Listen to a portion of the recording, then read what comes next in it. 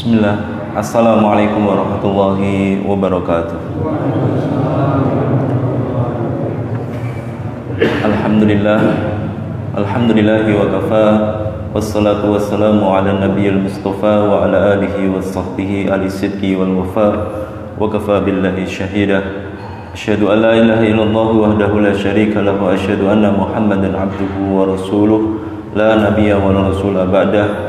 Allahumma sholli ala Muhammad wa ala alihi wa sahbihi wa man tabi'ahum bi ihsanin ila yaumiddin.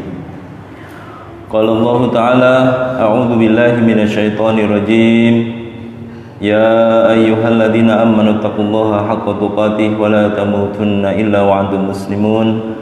Wa qala an-nabiyyu sallallahu alaihi wasallam, man yuridillahu bihi khairan yufaqihu fid-din. Amma ba'd, rabbi shrah li sadri wa yassir li amri wahlul 'uqdatam min lisani yafqahu qawli.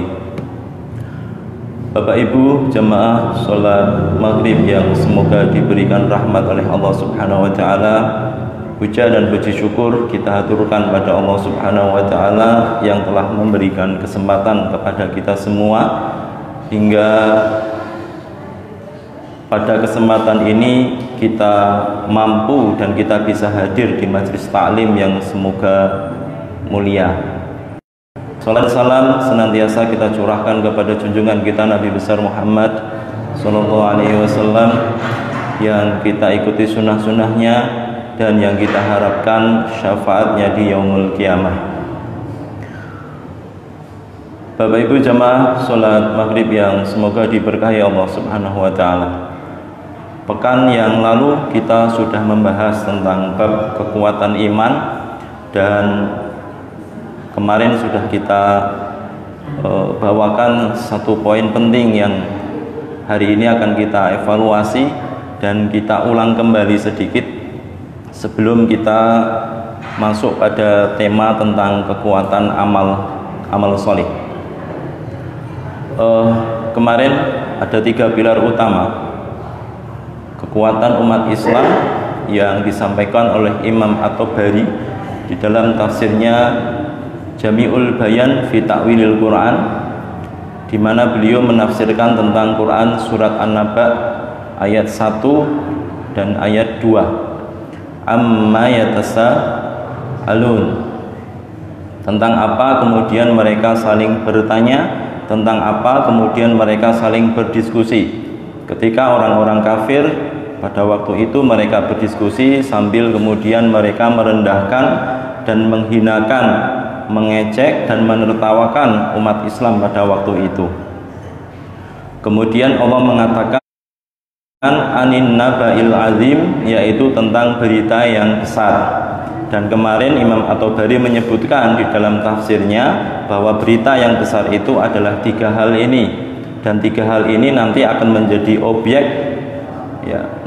objek pelecehan sepanjang zaman. Yang pertama adalah anin nabail azim, itu artinya adalah Al-Quran. Kenapa Al-Quran? Karena Al-Quran itu adalah marja'ul hadarah, pilar peradaban. Siapapun, generasi manapun yang kemudian betul-betul memegang Al-Quran dan mengamalkan isinya, maka di situ akan ada sebuah percepatan, Pak. Namanya akselerasi, yaitu sebuah percepatan peradaban. Yang kedua adalah kerasulan Nabi Muhammad sallallahu alaihi wasallam sebagai manhajul hayah atau minhaj taksisil hadarah, atau tata cara atau metodologi bagaimana kemudian Rasulullah Shallallahu Alaihi Wasallam itu membangun sebuah peradaban. Kemudian yang terakhir itu adalah yaumul akhir atau yaumul kiamah, yaitu hari kiamat, yang kemudian menyebabkan seorang mukmin, seorang muslim itu ketika mereka mengimani hari akhir, maka sesungguhnya mereka akan memiliki amal yang kemudian amal tersebut secara totalitas itu hanya untuk mencari ridhonya Allah Subhanahu wa taala. Itu kemarin yang kemudian sudah kita bahas bersama, dan hari ini kita akan sedikit masuk ke dalam bab yang berikutnya, yaitu tentang kekuatan amal. Allah Subhanahu wa taala menyebutkan di dalam Quran surat An-Nur ayat yang ke-55, Wa'adallahu alladhina amanu minkum wa amilus solihat la yastakhlifannahum fil ardi kama stakhlafal ladina min qablihim. Ayat ini sebenarnya masih ada lanjutannya Pak, tetapi kita ambil poin yang di depannya, bahwasanya Allah Subhanahu wa taala itu berjanji kepada orang-orang yang kemudian satu beriman ya di antara kalian, yang kedua adalah orang-orang yang kemudian beramal salih. Apa janji Allah Subhanahu wa taala? La yastakhlifannahum fil ardi kama stakhlafal ladina min qablihim. Yaitu janji Allah Subhanahu wa taala. Allah Subhanahu wa taala berjanji kepada orang-orang yang beriman dan mengerjakan amal salih. Janjinya apa? Yaitu janjinya akan memberikan kekuasaan Pak di muka bumi. Jadi orang-orang yang beriman dan beramal saleh itu akan diberikan kekuasaan oleh Allah Subhanahu wa taala. Kenapa orang beriman? Di dalam sebuah tulisan Dr. Majid Ihsan Kailani, ternyata beliau menulis sebuah tulisan yang cukup menarik Pak. Beliau menyebutkan bahwa asbabur ra'isiyati fasadul mujtama, ya, sebab utama kerusakan masyarakat, kerusakan umat itu ternyata sebabnya adalah azmatul iman, yaitu krisis keimanan Pak. Krisis keimanan ini sebab utama masyarakat itu rusak, yaitu disebabkan karena bab keimanan, yaitu krisis keimanan. Dimana kalau kemudian masyarakat itu banyak yang kemudian imannya lemah, bahkan kemudian sampai hilang, maka sesungguhnya dari keimanan yang lemah tadi Pak, itu akan menurunkan sesuatu, yaitu namanya dulu'ul himmah. Ya, dulu'ul himmah itu adalah rendah, cita-citanya rendah. Ya, cita-citanya rendah. Lawannya adalah al-himmah al-aliyah, yaitu cita-cita yang tinggi. Artinya begini, kalau kemudian masyarakat kita keimanannya itu mulai pupus, maksud saya keimanannya itu mulai rendah, mulai lemah, maka sesungguhnya pikiran mereka itu hanya memikirkan sesuatu yang berada di depannya Pak. Maksudnya begini, mereka tidak akan mampu kemudian memikirkan tentang bagaimana kita bersama-sama kaum muslimin untuk kemudian memajukan sebuah peradaban Islam. Itu tidak sempat mereka memikirkan begitu. Bagaimana supaya dakwah kita itu didengar oleh masyarakat umum dan kemudian diterima oleh mereka, dan kemudian kita bersatu bergerak bersama untuk kemudian menjunjung kalimat Allah. Mereka tidak akan sempat memikirkan tentang masalah bab-bab itu. Jadi yang mereka pikirkan ketika keimanan orang itu lemah, maka sesungguhnya mereka hanya memikirkan kalau orang tua dia punya anak, maka dia akan menyekolahkan anak, bukan untuk masalah akhirat, tetapi untuk masalah urusan dunia. Nak, kamu sekolah, ya, jangan seperti bapak. Bapak itu jadi petani karena tidak sekolah. Jadi orang tua kebanyakan hari ini menyekolahkan anak, yaitu bukan karena mencari ridhonya Allah, mencari ilmunya Allah, tetapi dalam urusan dunia. Dan ini keliru, dan kemudian dilaknat oleh Allah Subhanahu wa taala, sampai kemudian Nabi SAW bersabda, raihatul jannah Pak. Ya, raihatul jannah itu apa? Aroma surganya saja itu tidak mencium orang yang kemudian menuntut ilmu, yang harusnya ilmu itu dituntut untuk mencari ridhonya Allah, tetapi dia tuntut itu dengan niat untuk mencari urusan dunia. Ya, maka rihnya saja, aromanya saja Pak, aromanya surga itu tidak akan pernah tercium orang tua dan anak yang kemudian ketika menuntut ilmu mereka tidak semata-mata untuk mencari wajahnya Allah Subhanahu wa taala. Dengan rendahnya keimanan kaum muslimin ini Pak, maka mereka akan mengikuti orang-orang Yahudi. Ya, apa itu orang-orang Yahudi? Ya, sikap apa yang diikuti oleh orang-orang, ya, kebanyakan kaum muslimin yang kemudian keimanan mereka itu rendah, yaitu disebutkan dalam Quran surat Ar-Rum ayat yang ke-7. Apa itu? Ya'lamuna dhahiran minal hayati dunya wa hum anil akhirati hum ghafilun. Ya, mereka paham, mereka tahu betul Pak dalam urusan duniawi. Ya, bisnis mereka banyak, usaha mereka banyak. Ya, tetapi apa? Wahum anil akhirati hum ghafilun. Tetapi dalam urusan dunia Pak, dalam urusan akhirat itu mereka sangat lalai. Ya, sehingga mereka disibukkan dengan urusan dunia, bermajelis taklim saja tidak ada waktu, capek sudah. Ya, mau sholat dengar adzan, ya, itu pun tidak ada waktu Pak. Ya, mereka disibukkan dengan urusan-urusan duniawi. Ini sebab daripada azmatul iman. Ya, yaitu akan melahirkan duluul himmah, yaitu cita-cita yang rendah. Kalau kemudian dampak cita-cita yang rendah ini Pak, ya, karena sedikitnya orang yang kemudian memiliki iman yang kuat, maka akan, ya, dari cita-cita yang rendah ini maka akan memunculkan sesuatu yang baru, yaitu azmatul ulama, yaitu tentang krisis ulama. Ya, ulamanya sedikit, yang dijadikan rujukan masyarakat itu sedikit Pak. Ya, kalau ulamanya itu sudah sedikit Pak, ulamanya itu malah padu sendiri, saling mentahdir satu dengan yang lain, urusan umat itu lupa semua.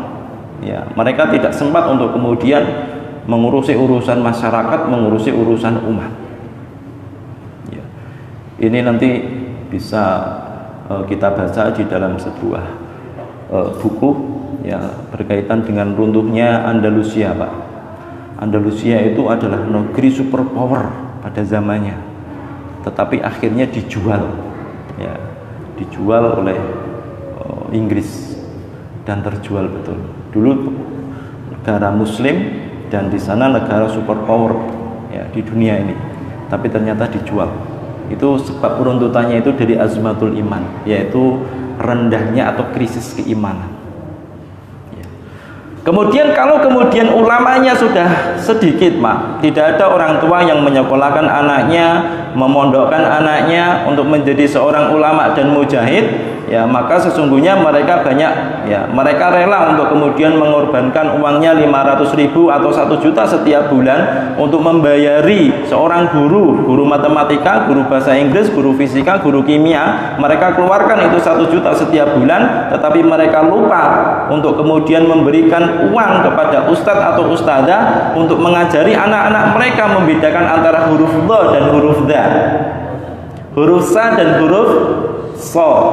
Ya, mereka lupa itu Pak. Maka ini tanda nanti kelak peradaban berikutnya, generasi kita selanjutnya itu akan krisis ulama. Ya, namanya azmatul ulama, krisis ulama. Ini dari krisis keimanan akan melahirkan duluul himmah, rendah cita-cita. Dari rendah cita-cita tadi itu akan melahirkan yaitu krisis ulama. Ya, kamu mondok, nanti kamu makannya apa? Kalau sudah selesai dari pondok, kamu kerjaannya apa? Itu Pak yang dipikirkan. Ya, kenapa? Itu muncul dari azmatul iman. Dia lupa kalau ternyata yang memberikan rizki selama ini itu adalah Allah Subhanahu wa Ta'ala. Keimanannya kurang. Kalau kemudian sudah krisis, ulamanya sudah sedikit Pak, sangat sedikit sekali ulama yang kemudian mampu dijadikan sebagai tauladan, ya, maka akan melahirkan sebuah kerusakan baru, yaitu azmatul iktisadiyah. Apa itu azmatul iktisadiyah? Yaitu krisis ekonomi. Ya, krisis ekonomi itu Pak, itu bukan muncul, ya, bukan muncul disebabkan karena yang lain Pak. Ya, itu karena disebabkan karena kaum muslimin itu tidak, ya, ulamanya itu sedikit, orang-orang yang pandai di dalam bidangnya itu sedikit. Padahal Pak, di seluruh dunia, ya, yang penduduknya mayoritas Islam itu mesti tanahnya, ya, gunungnya, lautnya, ya, semuanya itu akan berpotensi untuk ekonominya Pak. Contoh misalkan di Arab, di Afrika itu Pak, minyaknya luar biasa. Ya, di Indonesia tongkat saja dilempar jadi tanaman Pak. Ya. Air laut jadi apa? Air laut jadi susu Pak. Bukan lautan, hanya kolam susu. Ya, Semuanya kaya Pak sebenarnya. Tapi karena ulamanya itu kemudian menjadi ya krisis, ya maka tidak ada yang mengarahkan kekayaan seluruh itu Pak. Gunung emas ya. Di mana? Ya. Itu juga tidak ada yang mengarahkan. Ini disebabkan karena krisis keimanan yang pertama. Ya. Kemudian dari krisis ekonomi ini, maka kemudian pengelola negara, pengelola bangsa itu bingung. Ya, karena sudah krisis betul Pak. Utangnya 10 besar, urutan nomor 7 di seluruh dunia. Padahal penghasilan ya dari keseluruhan menengah ke bawah itu salah satunya adalah Indonesia. Ya. Apa yang akan dilakukan lagi Pak setelah krisis iktisadiyah, krisis ekonomi? Yaitu bai'u usul, bai'un usul, yaitu penjualan aset. Ya, pulaunya dijual. Apalagi yang dijual? Banyak. Telkomsel punya siapa Pak? Indosat sekarang punya siapa? Ya, itu namanya bai'un usul. Asetnya itu dijual.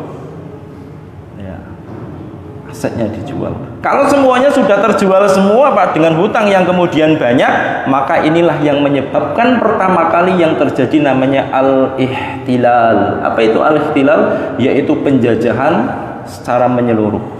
Habis semua Pak. Ya.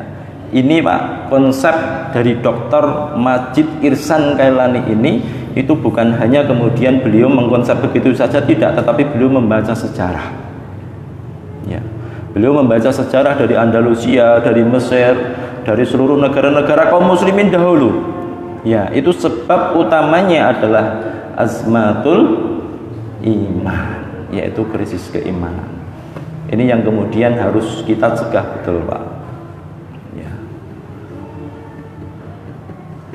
Ini janji Allah Subhanahu wa taala Pak kepada orang-orang yang beriman. La yastakhlifannakum fil ardi. Ya, sungguh orang beriman itu akan diberikan ya istikhlaf. Apa itu? Kekuasaan ya di muka bumi ini. Syaratnya satu, imannya harus kuat dulu. Ya, keimanannya harus kokoh. Yang kedua adalah wa amilus sholihat, yaitu beramal sholih, dan ini menjadi tema kita Pak. Menjadi tema pada malam hari ini yaitu tentang bab kekuatan amal.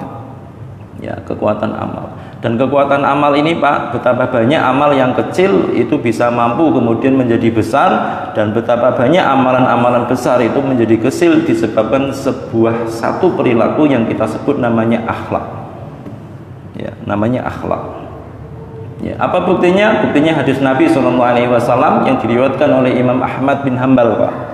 Di mana kata Rasulullah, yatla alaikum rajulun ya min ahlil jannah, akan datang seorang laki-laki ya dari penduduk surga. Ya. Kemudian dia jalan Pak lewat para sahabat gitu kan. Oh, ternyata orang Ansor Pak, nyangking sandal, pakai tangan kiri, kemudian di lehyahnya itu ada tetesan-tetesan bekas air wudhu. Kira-kira orangnya kaya apa miskin itu Pak?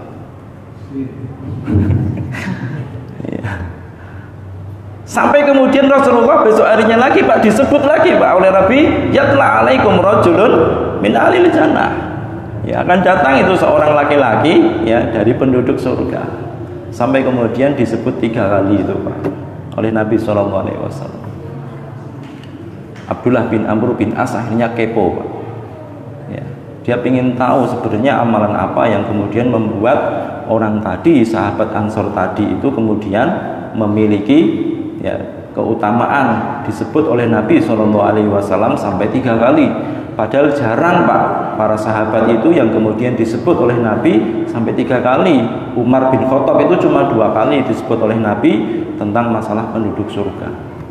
Al-Ashrah al-Mubasysyaruna bil Jannah, 10 orang yang kemudian disampaikan diberi kabar gembira oleh Nabi SAW pun hanya 1 kali Pak.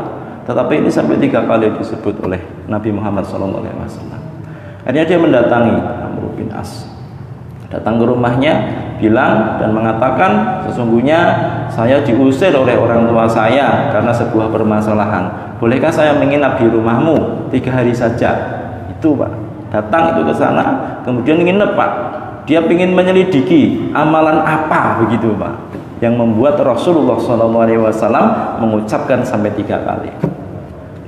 Ya, sampai kemudian malam pertama, ya setelah sholat isya dia berpikir Pak, mesti hari ini, malam ini dia tidak akan bakalan tidur sampai kemudian dia melaksanakan sholat sepanjang malam. Ternyata habis sholat isya langsung tidur Pak.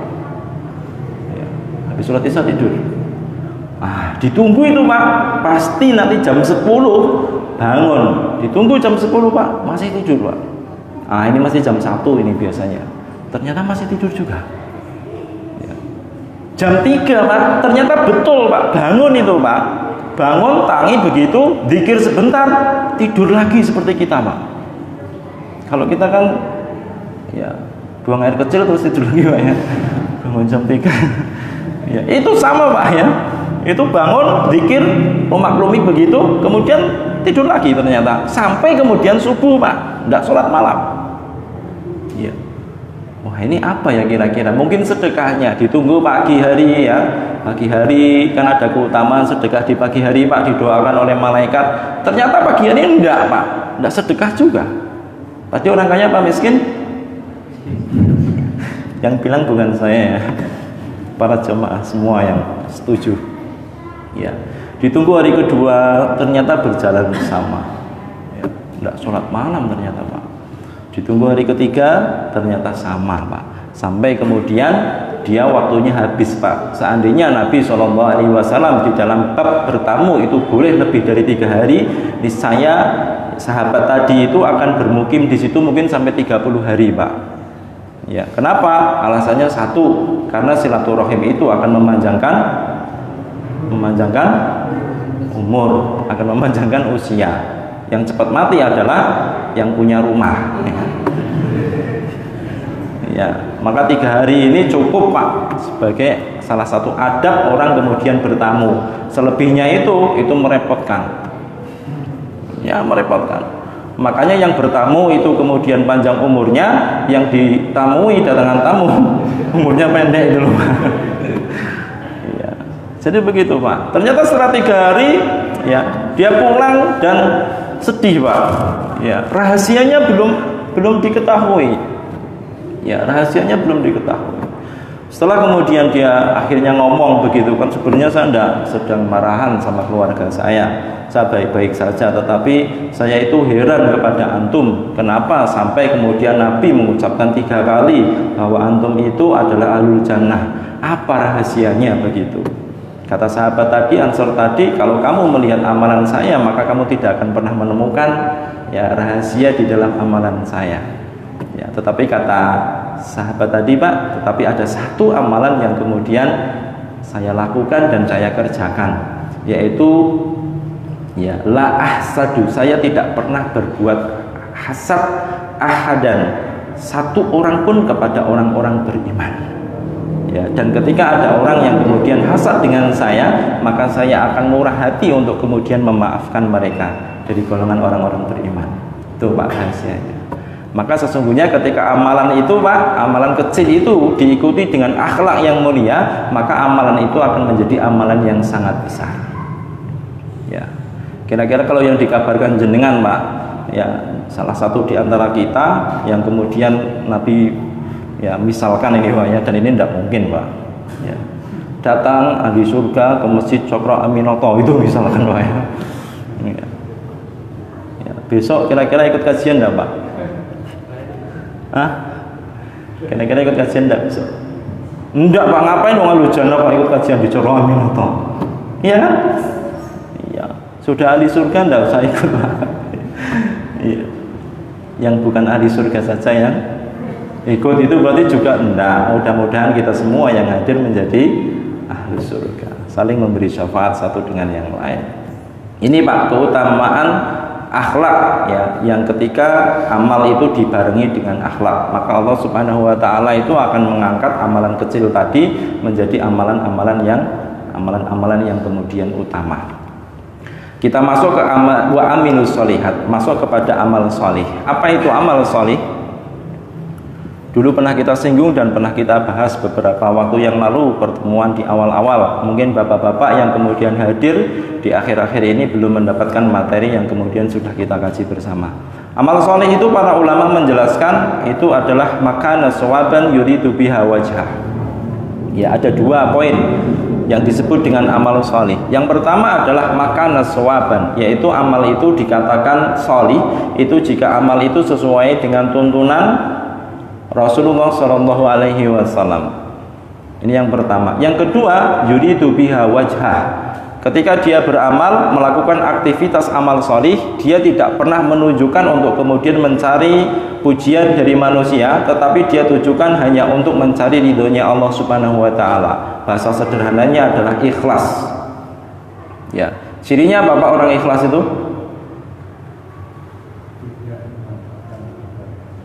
Kenapa? Tidak menampakkan kebaikannya. Salat 5 waktu itu baik apa enggak Pak? Baik Pak. Makanya banyak yang tidak menampakkan salat 5 waktu di masjid ini Pak ya. Iya. Maksudnya siapa Pak? Bukan begitu ya. Iya. Jadi ternyata simpel Pak. Orang ikhlas itu orangnya cirinya itu tidak pernah kecewa. Tidak pernah kecewa Pak, orang ikhlas. Kenapa Pak? Iya. Jadi orang ikhlas itu tidak pernah kecewa. Dicaci sama, dihina sama, ya, dipuji juga sama. Dipuji tidak bertambah, dicaci tidak berkurang. Ya. Karena apa? Karena amalan yang kemudian dia kerjakan bukan untuk mencari ridhonya manusia, tetapi untuk mencari ridhonya Allah Subhanahu Wa Taala. Ini orang ikhlas. Yang pertama adalah sawaban, dan sawaban itu maksudnya adalah al-itba atau ittiba, yaitu mengikuti petunjuk Nabi Shallallahu Alaihi Wasallam. Ya, maka ini dikatakan sebagai amalan-amalan yang amal-amal sholih. Ya. Apa itu itba? Ya. Syekh Wabah Az-Zuhaili di dalam bukunya ya, Usul Fikih karangannya Syekh Wabah Az-Zuhaili itu beliau mengatakan bahwa itba itu ada 4 unsur. Ya, itba itu ada 4 unsur Pak yang di dalam itba. Hari ini kan yang kita ketahui bahwa itba itu mengikuti Nabi SAW, begitu kan? Tetapi ternyata di dalam usul fikih itu ternyata ada 4 unsur yang harus kita ketahui. Unsur yang pertama itu adalah al-asbab, yaitu sebab. Itba kepada Rasulullah itu harus ada sebabnya. Makanya dulu pernah saya sampaikan kepada Bapak Ibu hadirin, apa yang menyebabkan muadzin itu iqomah Pak? Apa sebab muadzin itu iqomah? Apa sebabnya?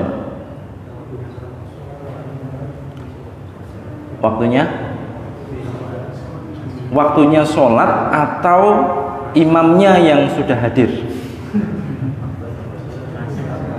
Hah? Ikhtilaf ini kayaknya Pak. Iya. Ini perlu penting nih Pak. Saya sampaikan di sini. Azan itu haknya imam atau haknya muadzin Pak? Haknya muadzin Pak. Ya. Jadi tidak boleh kemudian bukan muadzin kemudian azan begitu.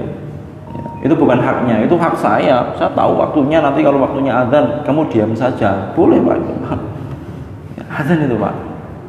Tapi kalau iqomah itu adalah haknya yang jawab jenengan loh. Nanti kalau imamnya kemudian ngomong sudah datang, sudah siap sholat, tapi jenengan nunggu itu berarti jenengan mengambil haknya imam.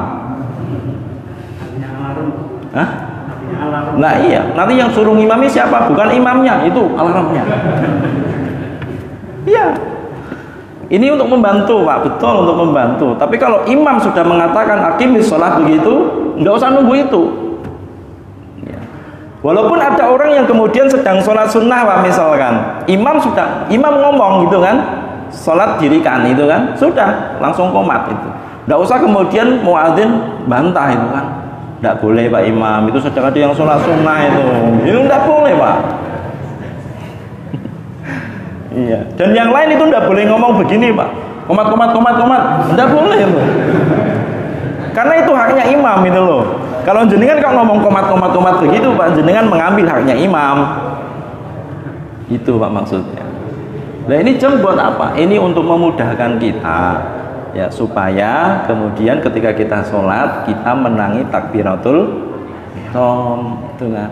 Tapi nyatanya pakai alat ini pun ternyata masih banyak yang ketinggalan takbiratul ihram. Kenapa? Karena tahu Pak, waktunya lama sekali dari azan sampai qomat itu kan. Di waktu santai masih lama itu begitu kan. Tapi kalau haknya itu dikembalikan kepada imam, ya maka makmum akan berpikir jangan-jangan ini imamnya sudah berada di sini gitu kan, habis ini mesti langsung qomat begitu Pak. Ya itu Pak ya. Iya, makanya dulu Pak, zaman Rasulullah SAW itu sahabat itu Pak, ketika azan isya, sholat isya itu mereka sampai terkantuk-kantuk Pak, nunggu imamnya Pak. Ya sampai gini, ada yang zikir, baca Quran, ada yang ngantuk-ngantuk gini, saking lamanya imamnya. Ya, kalau hari ini kan imamnya lama sekali, itu malah dipecat gitu. Ganti imamnya gitu. Iya. Mohon maaf Pak Imam ya. Jadi begitu Pak. Jadi jam ini jangan sampai mengambil haknya imam. Kalau seandainya imam ngomong aqimis shalah begitu, udah muadzin juga jangan banyak protes gitu loh Pak. Belum waktunya. Udah dirikan sholat, karena itu hak imam gitu loh Pak. Maksudnya begitu. Kembali ke tadi Pak, setiap amal soleh itu harus ada sebabnya. Ya apa saja itu Pak, entah itu puasa Ramadan, entah itu waktu sholat, entah itu waktu adzan dan lain sebagainya, itu harus ada sebabnya. Ini di dalam unsur ittiba. Ya, apa sebabnya kita sholat, misalkan sholat subuh? Ya, sebabnya satu, waktunya sudah masuk sholat subuh. Ya, ternyata imamnya datang. Ya, dan dia langsung bertakbir padahal baru bangun tidur, belum wudu Pak, Allahu Akbar gitu. Kira-kira sholatnya sah enggak? Sah loh betul Pak? Enggak berani, ada imamnya di sini enggak berani jawab. Seandainya kalau kemudian imamnya tadi belum wudu, sholat Pak ngimamin jenengan, kira-kira sholatnya sah apa enggak? Enggak. Maka yang kedua itu harus terpenuhi syaratnya. Jadi ada sebabnya, terpenuhi syaratnya. Ya. Ini kalau hak ngaji gini nanti berhentinya tergantung itu apa tergantung saya Pak?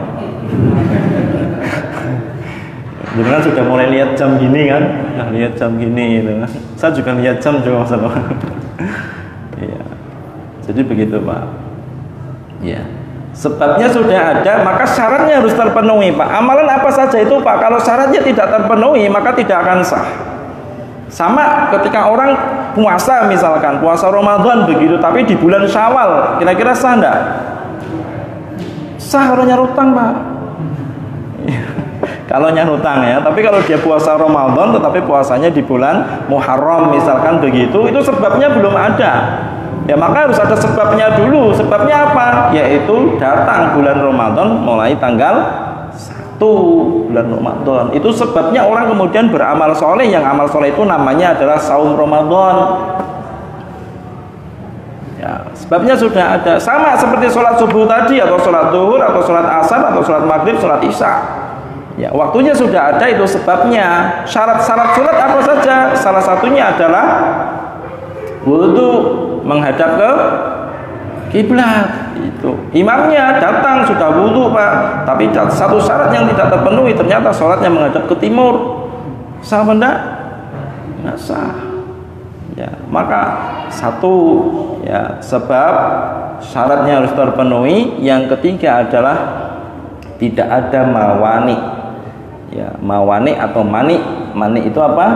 Yaitu penghalang. tidak ada penghalangnya Pak.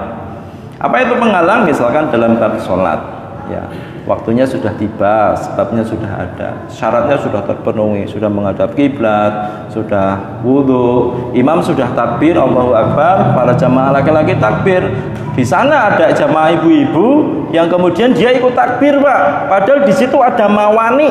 Apa itu mawani? Penghalang. Ternyata sedang datang bulan. Sah enggak sholatnya ibu tadi Pak? Enggak sah.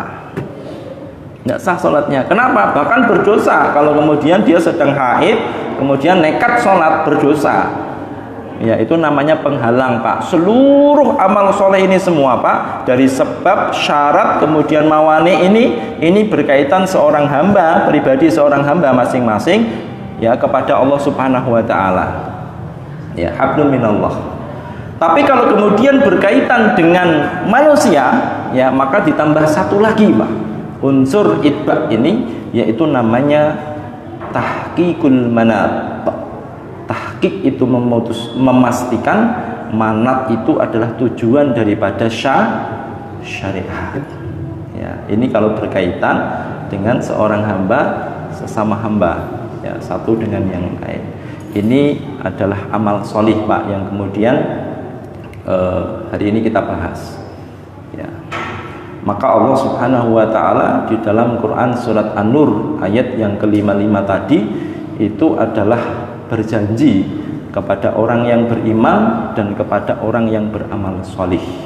Nanti insya Allah di pekan depan kita akan membahas tentang masalah bagaimana sih ciri amalan-amal solih itu diterima.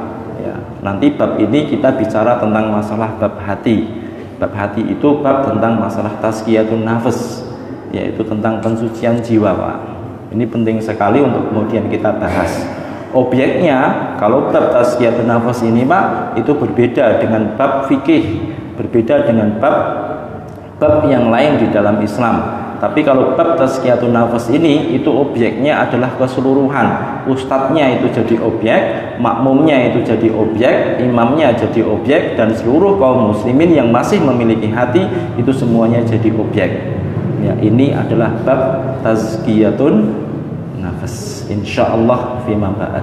Sampai sini dulu kajian pada malam hari ini, karena kita sudah dibatasi oleh waktu itu Pak, ya, yang selalu membatasi kita dan mengatur kita, dan kita manut dengan waktu itu, tetapi kadang kita membantah imam kita gitu Pak. Silahkan kalau ada pertanyaan, waktunya 1 menit dari sekarang.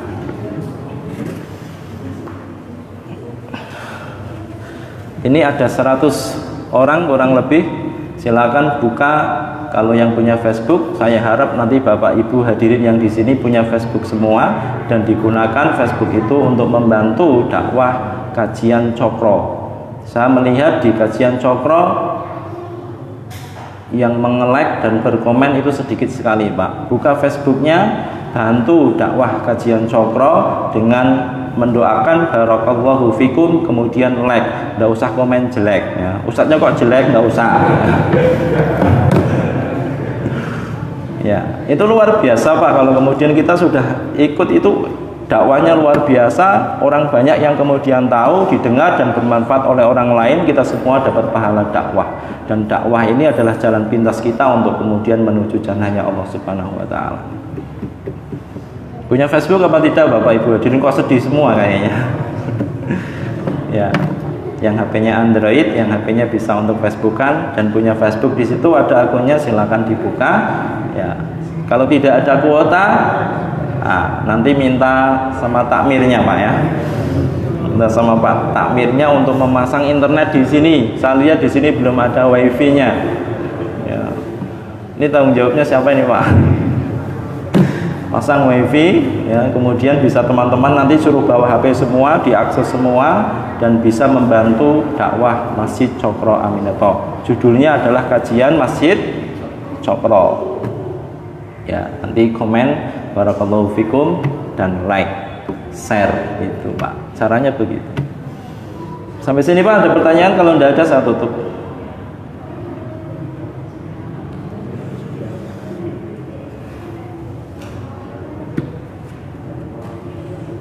Yang mau bertanya malu silakan. untuk tidak bertanya dulu ya. Nggak bertanya kok malu kan, tidak bertanya dulu. Masih ada waktu 1 menit Pak dari sekarang. Ya, kalau tidak ada pertanyaan jangan diada-adakan, karena mengada-adakan sesuatu adalah bid'ah. Cukup Pak? Ya, kalau cukup kita tutup dengan membaca doa. Subhanakallahumma wa bihamdika asyhadu alla ilaha illa anta astaghfiruka wa atubu ilaik. Wallahu a'lam bishawab.